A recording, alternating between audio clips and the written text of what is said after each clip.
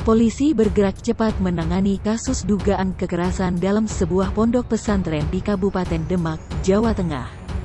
Aksi penganiayaan terhadap sejumlah santri anak-anak itu terekam video hingga viral di media sosial. Buntut beredarnya video yang memperlihatkan kekerasan terhadap anak di sebuah pondok pesantren, Ponpes di Kabupaten Demak, Jawa Tengah, polisi mengamankan seorang pria. Pria tersebut diamankan untuk dimintai keterangan. Dugaan penganiayaan terjadi saat pengurus pondok mengingatkan santri untuk segera tidur. Akan tetapi, jawaban santri membuat pria tersebut marah dan kemudian melakukan kekerasan fisik.